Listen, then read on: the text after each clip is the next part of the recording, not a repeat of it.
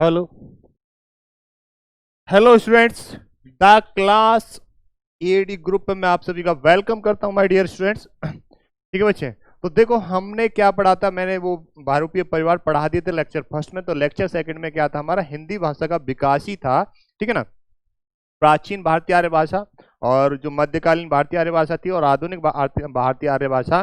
तो मैंने second lecture में प्राचीन भारतीय आर्य भाषा के सब टाइप भी कंप्लीट करा दिए और मध्यकालीन भारतीय आर्य भाषा के भी टाइप कंप्लीट करा दिए हैं। ठीक है, तो यहाँ पे जो देखने को मैंने सेकंड लेक्चर में आपको बोला था लास्ट में कि आधुनिक भारतीय आर्य भाषा थर्ड लेक्चर में कंप्लीट होगा। और भाषा का विकास क्रम कैसे चला था हमारा, संस्कृत को हमने वहां देखा था, वैदिक संस्कृत में और लौकिक संस्कृत में, फिर पाली को देखा हमने वहां पे, फिर प्राकृत को देखा, फिर अपभ्रंश को, अवट को और फिर प्राचीन हिंदी को। ठीक है, तो ये हमारा 3500 वर्ष का कार्यक्रम चल रहा था। तो आज जो हम देखने वाले हैं आधुनिक भारतीय आर्य भाषा को देखने वाले हैं इसमें। ठीक है, आधुनिक भारतीय आर्य भाषा। तो इसे भी माय डियर स्टूडेंट्स तीन पार्ट में इसे हम डिवाइड करेंगे। कितने में? तीन पार्ट में देखेंगे इसे भी। ठीक है, इसे भी हम कितने पार्ट में देखेंगे भैया? तीन पार्ट में देखेंगे रे। कितने में? तीन पार्ट में देखेंगे। ठीक है, तो पहला प्राचीन हिंदी। पहला कौन सा आ जाएगा इसमें? प्राचीन हिंदी आ जाएगा। ठीक है ना, प्राचीन हिंदी का जो टाइम पीरियड था वो 1100 से 1400 तक था। 1100 ईस्वी से लेकर 1400 ईस्वी। ठीक है, और द्वितीय मध्यकालीन हिंदी। तो मध्यकालीन हिंदी जो था आपका दूसरा, मध्यकालीन हिंदी जो ये टाइम पीरियड था हमारा 1400 से लेकर 1400 से 1850 ईस्वी। ठीक है, प्राचीन हिंदी का टाइम पीरियड 1100 से लेकर 1400 ईस्वी और मध्यकालीन हिंदी 1400 से लेकर 1850 ईस्वी। और आधुनिक हिंदी का जो टाइम पीरियड है हमारा तीसरा, आधुनिक हिंदी का जो टाइम पीरियड है वो है हमारा माय डियर 1850 से अब तक। 1850 से अब तक है। क्लियर है? तो ये सीक्वेंस आपको याद रखना है। तो प्राचीन भारतीय आर्य भाषा को हमने दो पार्ट में डिवाइड करा था, 1500 ईसा पूर्व से लेकर 1000 ईसा पूर्व तक, जिसे मैंने ऋग्वैदिक काल बोला था, जिसमें श्लोकों का गायन करा गया था ऋग्वेद में। दूसरा 1000 ईसा पूर्व से लेकर 500 ईसा पूर्व तक, जिसे हमने लौकिक संस्कृत बोला था। और मध्यकालीन भारतीय आर्य भाषा को हमने तीन पार्ट में डिवाइड करा था, 500 ईसा पूर्व से लेकर पहली ईस्वी तक, जिसमें पाली को रखा, और 1 ईस्वी से लेकर 500 ईस्वी तक हमने प्राकृत को रखा, और 500 ईस्वी से लेकर 900 यानी कि 1000 ईस्वी तक हमने किसको रखा था? उसे अपभ्रंश अपवट को रखा था। और फिर आधुनिक हिंदी आ गई हमारी, आधुनिक भारतीय आर्य भाषा। तो उसमें हमने 1000 ईस्वी से अब तक, तो इसको भी हमने तीन पार्ट में डिवाइड कर दिया। ठीक है ना, तो पहला देखेंगे इसमें। पहला क्या देखना माय डियर? पहला आधुनिक हिंदी देखनी है इसमें। आधुनिक हिंदी, आधुनिक हिंदी कौन सी? ये वाली। ये नहीं देखनी ना, ये देखनी, ये देखनी है 1850 वाली। ठीक है ना, आधुनिक हिंदी देखनी है। ठीक है, तो ये आधुनिक हिंदी को देखेंगे। यहाँ पे देखो जो कब कौन कौन से युग रहे। तो इसमें माय डियर पहला युग रहा भारतेंदु युग। तो पूछता है सबसे पहला युग कौन सा रहा था? तो भारतेंदु युग रहा था। ये रहा माय डियर 1850 से लेकर 1900 तक। ठीक है, आधुनिक हिंदी का दूसरा युग कौन सा आया? द्विवेदी युग आया। कौन सा युग आया माय डियर? द्विवेदी युग आया। कौन सा? द्विवेदी युग आया। और यह आया माय डियर 1900 से लेकर 1920 तक आया। ठीक है ना, द्विवेदी युग में। आज जो ये किसके नाम पर है? आचार्य महावीर प्रसाद द्विवेदी जी के नाम पर है।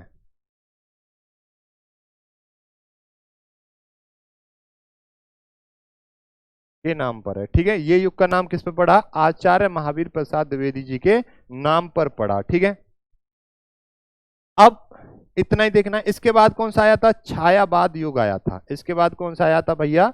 छायावाद युग आया था। तो वो पूछ लेता है इनमें से सबसे पहला कौन सा युग है, तो भारतेंदु हरिश्चंद्र देव नाम पड़ा होगा ना, तो भारतेंदु युग हो गया।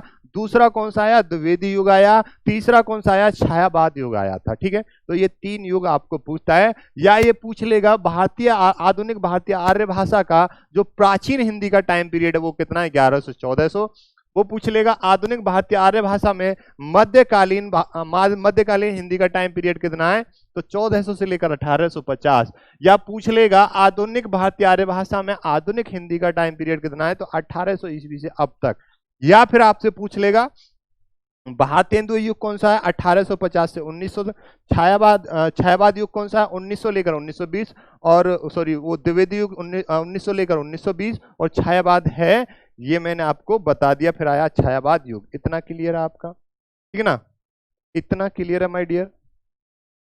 अब एक स्टार डालेंगे और नोट लिखेंगे, एक स्टार डालेंगे और नोट लिखेंगे। ठीक है, ये क्लियर हो गया है इतना, इससे मैं रब कर देता हूं। अब एक स्टार डालेंगे मोस्ट इंपोर्टेंट, और एक नोट तैयार करेंगे। ठीक है ना, नोट तैयार करेंगे तो देखेंगे। एक नोट तैयार करेंगे, एक सेकेंड।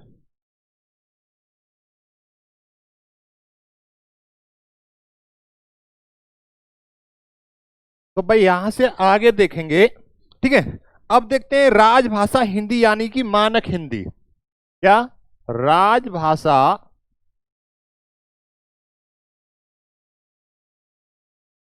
हिंदी यानी कि मानक हिंदी,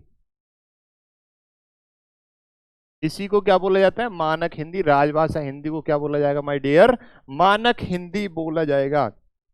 सौसैनी अपभ्रंश से विकसित, ठीक है ना, क्या, सौसैनी अपभ्रंश से विकसित पश्चिमी हिंदी,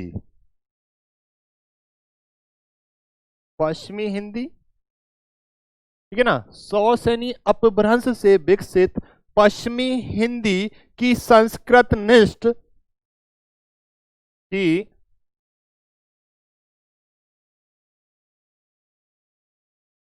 संस्कृतनिष्ठ मानक खड़ी बोली को, मानक खड़ी बोली को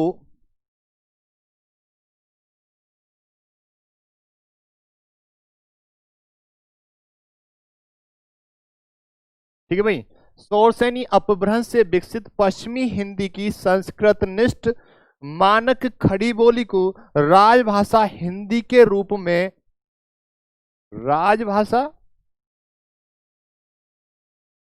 हिंदी के रूप में मान्यता दी गई, मान्यता दी गई। क्लियर है, गेट इट एवरीवन यहां तक, very good very good very good.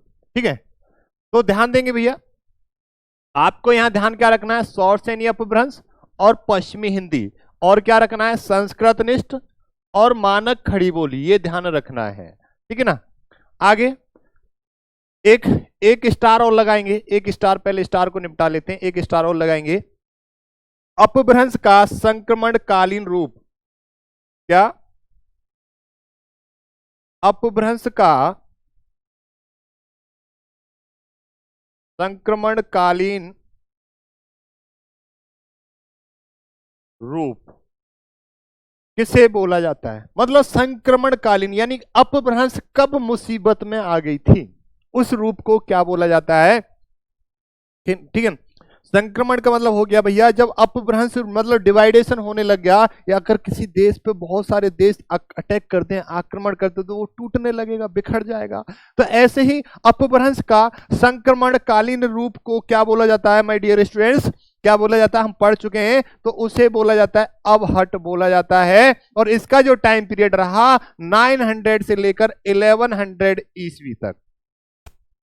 Clear है, ये ध्यान रखेंगे, ये क्वेश्चन पूछा गया एग्जाम में। तो अपभ्रंश का संक्रमणकालीन रूप क्या था, तो अबहट, इसका टाइम पीरियड 900। देखो वैसे मैंने 900 से 1000 बताया था आपको, ठीक है, बट क्वेश्चन जब देता है वो आंसर वो 900 से 1100, तो कोई नहीं, 2 शताब्दी ले लिया उसने, हमने 1 शताब्दी लिया था। क्लियर है इतना? ठीक है। यहां देखेंगे राजभाषा हिंदी, क्या राजभाषा हिंदी, राजभाषा हिंदी किससे, राजभाषा हिंदी किससे निकली है, सौर सैनी अपभ्रंश से। सौर सैनी माय डियर स्टूडेंट्स, सौर सैनी अपभ्रंश से निकली है। ठीक है, राजभाषा हिंदी। राजभाषा हिंदी से क्या कि इसकी उपभाषा क्या है, उपभाषा क्या है इसकी, तो उपभाषा क्या है माय डियर स्टूडेंट्स, पश्चिमी हिंदी है इसकी। ये लिखाऊंगा मैं, चार्ट बनाऊंगा, आप बिल्कुल ना घबराओ। पश्चिमी हिंदी है, क्या पश्चिमी हिंदी है। अपभाषा से क्या निकला, उपभाषा से क्या निकला, बोली निकली।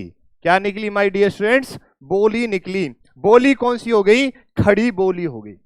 कौन सी हो गई, खड़ी बोली। ठीक है ना, सौर सैनी अपभ्रंश से पश्चिमी हिंदी और पश्चिमी हिंदी से खड़ी बोली निकली, और खड़ी बोली को ही राजभाषा हिंदी के रूप में मान्यता दी गई। वही तो कहानी लिखी मैंने ऊपर, यही कहानी तो लिखी है। सौर सैनी अपभ्रंश से पश्चिमी हिंदी निकली और पश्चिमी हिंदी से खड़ी बोली निकली। ठीक है, और यहां पे राजभाषा हिंदी को सौर सैनी अपभ्रंश बोला गया, उपभाषा हो गई, बोली क्या हो गई, खड़ी बोली हो गई। बात खत्म हो गई, बात क्या हो गई, खत्म हो गई। क्लियर है? अब देखते हैं बोली क्या होती है, क्या बोली क्या होती है। ठीक है, एक एक वर्ड समझा रहा हूं मैं आपको, जो कोई दिक्कत ना आए। बोली क्या होती है, ठीक है ना। उपभाषा क्या होती है, ठीक है, भाषा हम पढ़ लिए थे। तो बोली माय डियर स्टूडेंट्स क्या होती है, इसे देखेंगे, हेडिंग डालेंगे, बोली क्या होती है। ठीक है ना।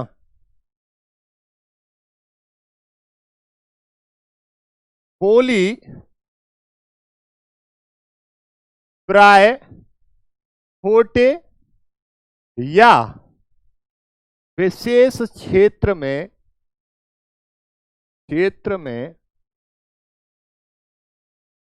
बोली जाती है।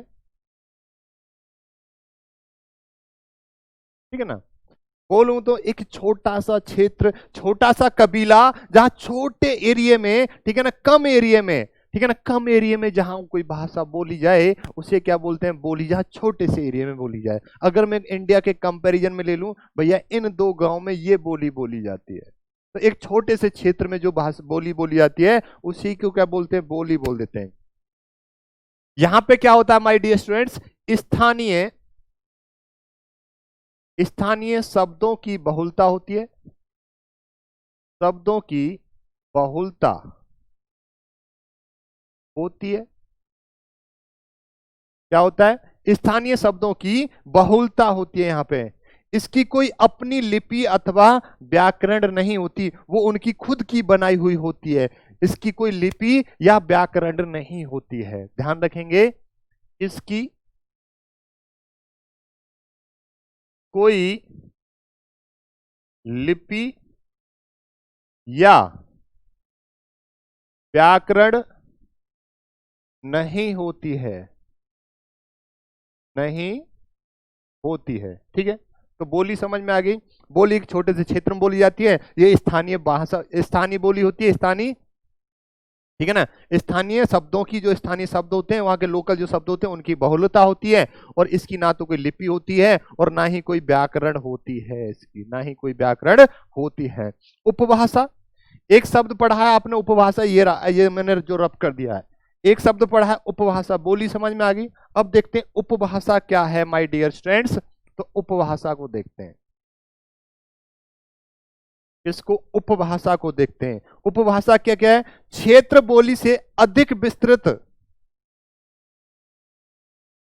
ये क्या होती है, क्षेत्र बोली से अधिक विस्तृत, परंतु मानक बोली से कम विस्तृत, तो उसे उपभाषा कहते हैं माय डियर स्टूडेंट्स। तो उसे उपभाषा कहते हैं। क्या कहते हैं, उपभाषा कहते हैं। क्लियर है इतना?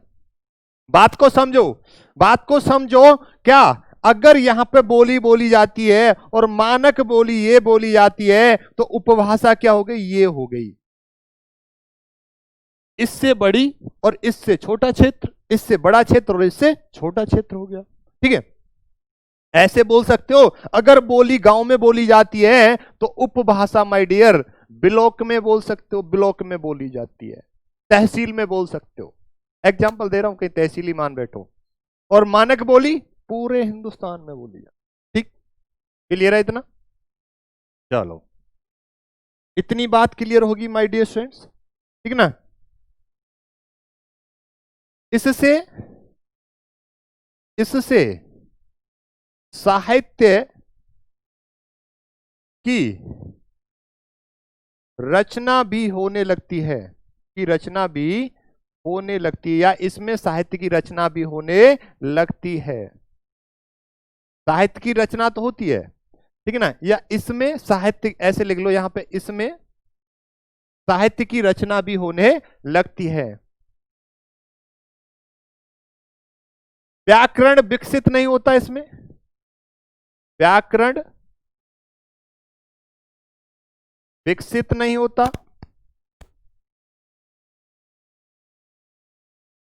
क्या? व्याकरण विकसित नहीं होता है। क्या नहीं? व्याकरण विकसित नहीं होता, और मानक लिपि भी नहीं होती है, और मानक लिपि भी नहीं होती है। ठीक है, और मानक लिपि भी नहीं होती है। क्लियर है? ठीक है ना? एक उपभाषा के एक उपभाषा के कई मिलती जुलती बोलियां हो सकती हैं। ठीक है, एक उपभाषा के कई मिलती जुलती बोलियां हो सकती हैं। क्लियर है इतना? ठीक है, क्लियर होगा माय डियर स्टूडेंट्स? इतना माय डियर स्टूडेंट्स क्लियर होगा? ठीक है, अब देखो आगे, आगे चलता हूं मैं। ये क्लियर हो गया, यहां पे यहीं नीचे आ जाएगा। यहां देखते हैं माय डियर, अब देखते हैं भाषा को। ठीक है ना, वैसे भाषा हमने देख ली थी, एक बार और देख लेते हैं भाषा को। तो बोली देख ली हमने, उपभाषा देख ली, अपभ्रंश देख लिया, अवहट देख लिया, पाली देख ली, प्राकृत देख ली, संस्कृत देख ली। ठीक है, अब देखते हैं भाषा को। भाषा विशाल क्षेत्र में, माय डियर, भाषा विशाल क्षेत्र में, भाषा क्या? भाषा विशाल क्षेत्र में,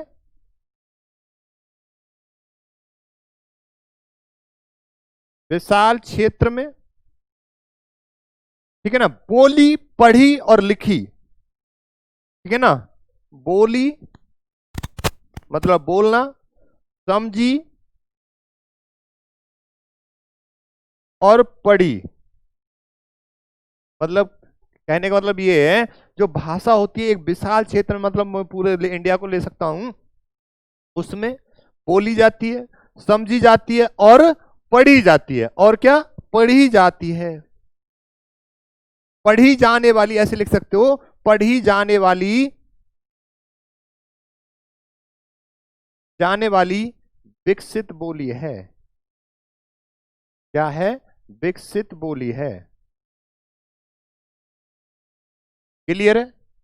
गेट इट एवरीवन? ठीक है, किसी को कोई डाउट नहीं आएगा। बोली का क्या अगला पॉइंट क्या रहेगा इसमें? बोली का मानकीकरण, बोली का मानकीकरण होता है। क्या माय डियर स्टूडेंट्स? बोली का मानकीकरण होता है, मानक शब्दावली होती है इसमें। ये मानक शब्दावली में बताऊंगा आगे चल के। मानक शब्दावली, शब्दावली होती है। मानक शब्दावली होती है। क्लियर है इतना? अगला, अपनी क्या, अपनी सुविकसित, सुविकसित, अपनी सुविकसित लिपि तथा व्याकरण होती है। अपनी सुविकसित लिपि तथा व्याकरण होती है किसकी? भाषा की। ठीक है। अगला पॉइंट, आधिकारिक रूप से प्रयोग होता है। ठीक है ना, संवैधानिक रूप से, कानूनी रूप से, आधिकारिक रूप से प्रयोग होता है। आधिकारिक रूप से माय डियर प्रयोग होता है। ठीक है ना, आधिकारिक रूप से प्रयोग होता है। ठीक है ना। और क्या है? 22 अन्य भाषाएं। अन्य भाषा किसमें है? 8वीं अनुसूची में है माय डियर, संविधान में 8वीं अनुसूची में। बताऊंगा कौन कौन सी है, टेंशन ना लो, बिल्कुल दिल थाम के बैठे रहो। 8वीं अनुसूची में है 22 भाषाएं। ठीक है ना। राज्य भी यहां लिख लेंगे, अगला पॉइंट यहां पे, राज्य भी, केंद्र तो देते ही है, राज्य भी भाषा को मान्यता देते हैं। राज्य भी भाषा को मान्यता देते हैं। क्लियर है इतना? ये सारा नोट कर लिया होगा। अब मैं ये आगे एक नोट डालो बढ़िया सा, 2000 का नोट डालो बढ़िया सा।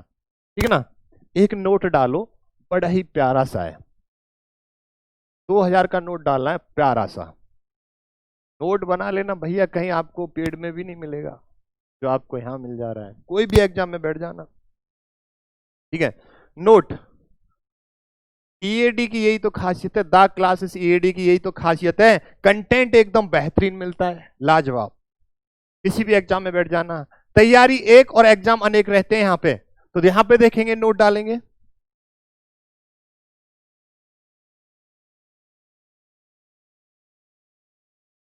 (1927) में, इस डेट को थोड़ा ध्यान रखेंगे। किसी बुक में कुछ दे रखा है 28 भी दे रखा है, किसी में 29 भी दे रखा है। ठीक है, ऑप्शन में इसके क्लोज नहीं मिलेगी, ये 1927, 1928, 1929 मिल जाए, ऐसे मिलेगा 1928 मिल गया, फिर 1942 मिल गया, तो वहां से आप टैकल कर ले जाओ बात को। ठीक है, तो 1927 में जॉर्ज अब्राहम ग्रर्थसन ने, 1927 में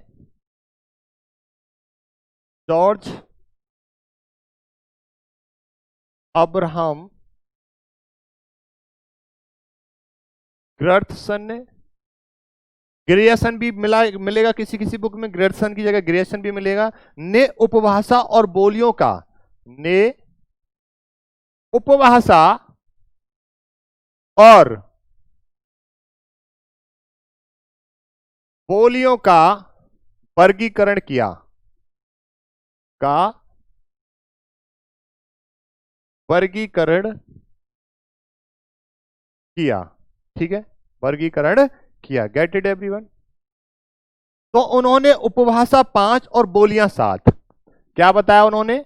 उपभाषा है भैया 5 और बोलियां हैं भैया, बोली या बोलियां कर दो 7। ध्यान रखेंगे, जॉर्ज अब्राहम ग्रेसन के अकॉर्डिंग उपभाषा है 5 और बोलियां हैं 7। ठीक है ना। नेपाली को काउंट नहीं करा जाता यहां पे, नेपाली को काउंट नहीं करा जाता है। ठीक है, नेपाली को काउंट नहीं करा जाता है, इतना ध्यान रखेंगे, नेपाली को काउंट नहीं करा जाता है। अब एक बढ़िया सा फ्लो चार्ट बनाएंगे जिसमें मैं ये सारा कुछ बताने जा रहा हूं आपको। ठीक है, एक बढ़िया सा फ्लो चार्ट बना देंगे। ठीक है, जो मैं ये बोर्ड पे ऊपर लिखा है ना, उपभाषा कितनी बताई जॉर्ज ग्रेसन ने? उपभाषा बताई आपको कितनी? 5, और बोली बताई उन्होंने 7। तो जब बोली 7 हो गई और उपभाषा 5 हो गई, इन्हीं को देखना है, इन्हीं को माय डियर देखना है। ठीक है ना, इन्हीं को देखना है। तो इसका एक फ्लो चार्ट बनाएंगे बढ़िया सा। एक फ्लो चार्ट बढ़िया सा तैयार करेंगे, ठीक है, एक फ्लो चार्ट बढ़िया सा तैयार करेंगे। एक जगह डालेंगे माय डियर स्टूडेंट्स अपभ्रंश, क्या डालेंगे भैया, अपभ्रंश डालेंगे रे, अपभ्रंश, ठीक है ना। एक जगह क्या डालेंगे भाई, अपभ्रंश डालेंगे, ठीक है। एक जगह डालो अपभ्रंश, यहां पे डालो अपभ्रंश, ठीक है ना। एक जगह डालो उपभाषा, यहां पे डाल दो उपभाषा, ठीक है ना। एक जगह अपभ्रंश हो गया, एक जगह उपभाषा हो गया। एक जगह डालो बोलियां, यहां डाल दो बोलियां, और एक तरफ डालो विशेषताएं, क्या, विशेषताएं डालो, ठीक है। क्या डालनी है, विशेषताएं।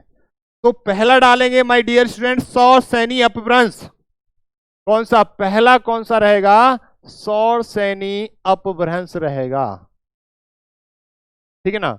सौर सैनी अपभ्रंश। उपभाषा क्या है इसकी, पश्चिमी हिंदी है, याद भी यही कराऊंगा मैं आपको, क्या है, पश्चिमी हिंदी है, याद भी यही कराऊं। इसकी बोलियां क्या हैं, इसकी बोलियां, ब्रज बुक लेने हरियाणा के कौरव दक्षिण गए रे, यहां देखेंगे रे, यहां ट्रिक, ब्रज बुक लेने हरियाणा के कौरव, क्या कौरव दक्षिण गए, कहां गए माय डियर, दक्षिण गए। ट्रिक क्या हो गई, ब्रज से क्या हो गया माय डियर, ब्रज भाषा, बू से क्या हो गया, बू से हो गया बुंदेली, ध्यान देंगे, बू से क्या हो गया, बुंदेली। कैसे क्या हो गया रे, कन्नौजी हो गया रे, कन्नौजी, ठीक है ना। हरियाणा से क्या हो गया रे, हरियाणवी हो गया माय डियर, क्या हो गया, हरियाणवी हो गया रे, हरियाणवी, ठीक है ना। कौरव से क्या हो गया माय डियर, कौरवी हो गया रे, कौरवी, ठीक है ना। दक्षिण से क्या हो गया, दक्षिणी हो गया। एक चीज ध्यान देंगे यहां पे, दक्षिणी, क्या, दक्षिणी हो गया ना याद। हरियाणा के कौरव, ब्रज बुकले ने हरियाणा के कौरव दक्षिण गए, तो ब्रज से ब्रज भाषा, बू से बुंदेली, कैसे कन्नौजी, हरियाणा से हरियाणवी, और कौरव से कौरवी, यानी कि खड़ी बोली जिसको बोला जाता है, तो वो खड़ी बोली, और दक्षिणी हो गया, दक्षिणी हो गया ना, देख, ठीक है। अब इनकी वजह यहां पे बोलियां लिख दो, तो पहली कौन सी हो गई माय डियर, ब्रज भाषा, दूसरी कौन सी होगी माय डियर, बुंदेली, तीसरी कौन सी होगी माय डियर, तीसरी, तीसरी हो गई हरियाणवी, कन्नौजी भी तो आ रहेगी इसमें, कन्नौजी, कन्नौजी,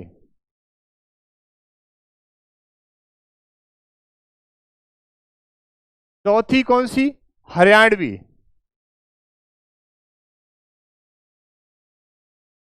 पांचवी कौन सी, कौरवी,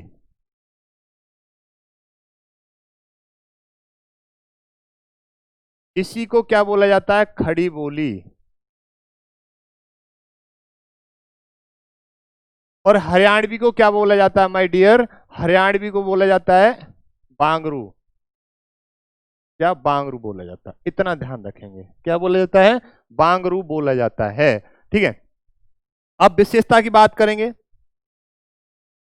ब्रज बुक में, किसमें, ब्रज में, यहां लिख देता हूं मैं, ब्रज और बुक, बुंदेली और कन्नौजी में, ठीक है ना। ओकार बहुला होता है, क्या होता है, ओकार बहुला होता है इसमें, क्या, ओकार बहुला होता है।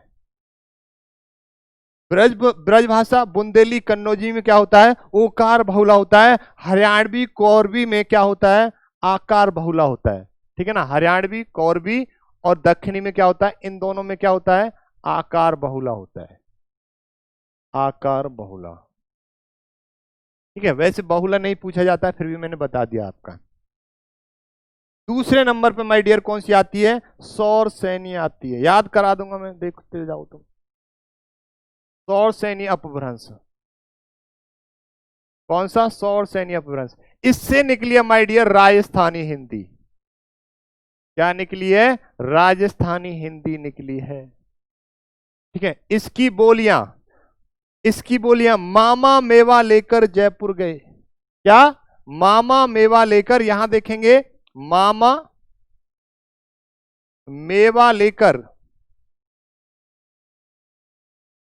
जयपुर गए। तो यहां से मां से क्या हो गया?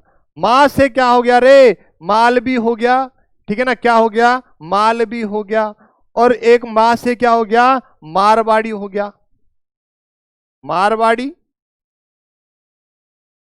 मालवी, मेवा से मेवाड़ी भी बोल देते हैं और मेवाती भी होता है ये। क्या? मेवाती। और जयपुर से क्या हो गया भैया? जयपुरी हो गया। और जयपुरी को माय डियर स्टूडेंट्स क्या बोलते हैं? ढूंढाड़ी बोल देते हैं। ऐसे ढूंढाड़ी, दूसरा नाम क्या है इसका? ढूंढाड़ी है। तो यहां लिख देंगे बोलियां कौन कौन सी हो गई? मारवाड़ी, और एक ये हो गई। दूसरी कौन सी हो गई? मारवाड़ी, मालवी। और तीसरी कौन सी हो गई? तीसरी हो गई मेवाती। और चौथी कौन सी हो गई माय डियर स्टूडेंट्स? कौन सी थी? जयपुरी, ढूंढाड़ी जिसे बोल देते हैं, जयपुरी। इनकी विशेषता क्या है? इनकी विशेषता है ट वर्ग बहुला। ट वर्ग बहुला है। ठीक है, ट वर्ग बहुला। बोले तो कटे, अटे, बट्टे। राजस्थान के जो बच्चे होंगे, देख रहे होंगे, तो उन्हें पता चलेगा तो ट वर्ग बहुला है। क्लियर है? क्या है? ट वर्ग बहुला है। ठीक है, अगला देखते हैं, अर्धमागधी अपभ्रंश। तीसरा कौन सा आता है? अर्धमागधी अपभ्रंश। अर्धमागधी अपभ्रंश आता है। तो अर्धमागधी अपभ्रंश से कौन सी उपभाषा, क्या है इसकी? पूर्वी हिंदी। क्या है भैया? पूर्वी हिंदी है।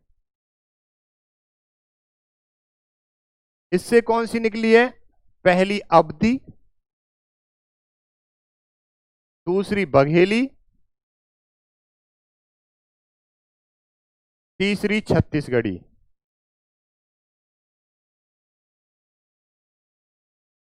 छत्तीसगढ़ी। ठीक है, यानी कि ए बी सी किसमें? पूर्वी हिंदी में। तो अवधी, ए से क्या हो गया? अवधी हो गई। बी से क्या हो गया? बघेली हो गई। सी से क्या हो गया माय डियर? छत्तीसगढ़ी हो गई। ठीक है, इसका बहुला कौन सा है? इसकी विशेषता क्या है? तो इसका होता है भैया उदासीन बहुला होता है। उदासीन। क्या? उदासीन बहुला, या फिर ओकार बहुला भी बोल देते हैं इसका, या फिर ओकार बहुला भी बोल दिया जाता है। ठीक है, ओकार बहुला। पूछता है, वो पूछता है कि पूर्वी हिंदी की विशेषता क्या है? तो आपका आंसर होना चाहिए उदासीन बहुला या फिर ओकार बहुला। ठीक है ना, ओकार बहुला। ओकार नहीं सोती, आकार बहुला। ओकार नहीं, आकार बहुला। ठीक है, उदासीन बहुला या फिर आकार बहुला। अगला अपभ्रंश आता है माय डियर स्टूडेंट्स, कौन सा? चौथा आता है। अब चौथा आता है आपका मागधी। कौन सा आता है भैया? मागधी अपभ्रंश आता है। और मगध कहां पड़ता है? बिहार में। तो कौन सी निकली रे? बिहारी हिंदी हो गई। याद भी कराऊंगा मैं इसे, बिहारी हिंदी हो गई। और बिहारी हिंदी से कौन कौन सी बोलियां निकली हैं? एम स्क्वेयर बी, मगही, मैथिली, भोजपुरी। पहली मगही, दूसरी मैथिली, तीसरी भोजपुरी। कौन सी? भोजपुरी। ये तीन निकली हैं, यानी कि M M M M B. तो एम से मगई, एम से मैथिली, बी से भोजपुरी हो गई। बी से भोजपुरी होगी। इसका विशेषता क्या है? इसका विशेषता है इंकार बहुला। क्या है माय डियर स्टूडेंट्स? इंकार बहुला है रे, इंकार बहुला। ठीक है, इंकार बहुला। अगला आते हैं पांचवा आता है माय डियर स्टूडेंट्स, खस आता है रे, खस। ठीक है ना, खस आता है। ध्यान रखेंगे खस का ध्यान रखेंगे, अगर खस नहीं है तो खस को सौसैनी अपभ्रंश भी बोल दिया जाता है, ठीक है ना, सौसैनी अपभ्रंश भी बोल दिया जाता है। तो खस से कौन सी निकली है? पहाड़ी हिंदी, ठीक है ना, कौन सी निकली है इससे? पहाड़ी हिंदी निकली है, पहाड़ी हिंदी। तो भैया इसकी बोलियां गढ़वाली, दूसरी कौन सी है? कुमाऊनी। तो इनका बहुला विशेषता क्या होती है? आकार बहुला होता है। इनकी विशेषता क्या होती है माय डियर? आकार बहुला होता है।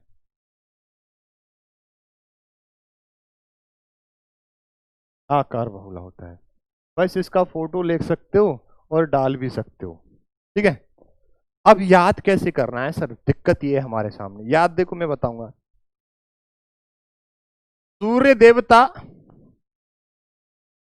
सूर्य देवता सबसे पहले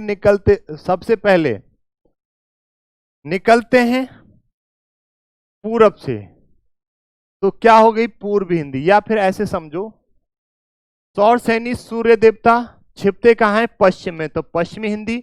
और पश्चिमी हिंदी, ठीक है ना, और तो पश्चिम में छिपते हैं। सबसे ज्यादा गर्मी कहां होती है? राजस्थान में। तो अपभ्रंश कौन सा हो गया? सौरसैनी हो गया। तो पश्चिमी हिंदी से ब्रज बुक लेने हरियाणा के कौरव दक्षिण गए। ब्रज भाषा बुंदेली कन्नौजी हरियाणवी कौरवी, और हरियाणवी को बांगरू बोला जाता है और कौरवी को खड़ी बोलू। अब आ जाते हैं राजस्थानी हिंदी में। सबसे ज्यादा गर्मी कहां होती है? राजस्थानी में। तो सूर्य देवता सबसे ज्यादा कहां गर्म रखते हैं? राजस्थान में। तो अपभ्रंश कौन सा हो गया? सौरसैनी। और इसकी बोलियां कौन सी हैं? मामा मेवा लेकर जयपुर गए, मालवी मारवाड़ी मालवी, और जयपुरी को ढूंढाड़ी भी बोला जाता है। और कौन सी आ जाएगी? मेवाती आ जाएगी। और कौन सी आ जाएगी? मेवाती। तो ध्यान रखें, जो ये मारवाड़ी है ये वेस्ट में बोली जाती है, मालवी राजस्थान के दक्षिण में बोली जाती है, और ये कहां गया? जयपुरी ढूंढाड़ी ये राजस्थान के पूरब में बोली जाती है, और मेवाती राजस्थान के उत्तर में बोली जाती है, ठीक है। अब आ जाते हैं अर्धमागधी पे। पूर्वी हिंदी अवधी बघेली छत्तीसगढ़ी ABC, ठीक है। अब आ जाते हैं मागधी पे, बिहारी हिंदी MMB। तो मैगई मैथिली, और कौन सी हो जाएगी रे? भोजपुरी हो जाएगी, भोजपुरी, ठीक है। बहुला नहीं पूछा जाता आपका। खस को सौरसैनी अपभ्रंश भी पूछ सकता है। तो पहाड़ी हिंदी हो गई, और ये कौन सा हो गया? गढ़वाली और कुमाऊनी हो गई, गढ़वाली और कुमाऊनी हो गई, ठीक है भैया। अब कल जो स्टार्ट करेंगे हम, अगला लेक्चर रहेगा भाषा का संवैधानिक विकास रहेगा, जो थर्ड तो हो गया ना, फोर्थ लेक्चर रहेगा। तो माय डियर स्टूडेंट्स, आज के लिए इतना ही रखते हैं। सेशन कैसा लगा? तैयारी एक बार करनी है और सिलेक्शन अनेक हो जाने। हिंदी का एक क्वेश्चन नहीं फंसेगा आपका, ठीक है ना, जो आपसे ना हो। सारे क्वेश्चन टैकल करके आओगे, ठीक है। भरोसा रखो, और आप किसी भी बुक के रैंडमली क्वेश्चन ऑब्जेक्टिव लगाना शुरू कर दो। MCQ मैं भी लगवाऊंगा आपके। तो आज के लिए माय डियर स्टूडेंट्स इतना ही रखते हैं। वीडियो को द क्लासेस चैनल को शेयर करना है सबसे ज्यादा, और जिस बच्चे ने सब्सक्राइब नहीं करा वो सब्सक्राइब कर ले, और बेल आइकन को प्रेस कर ले, जिसके पास उसका क्लास का नोटिफिकेशन आता रहेगा। तो माय डियर स्टूडेंट आज इतना ही रखते हैं। Thank you so much.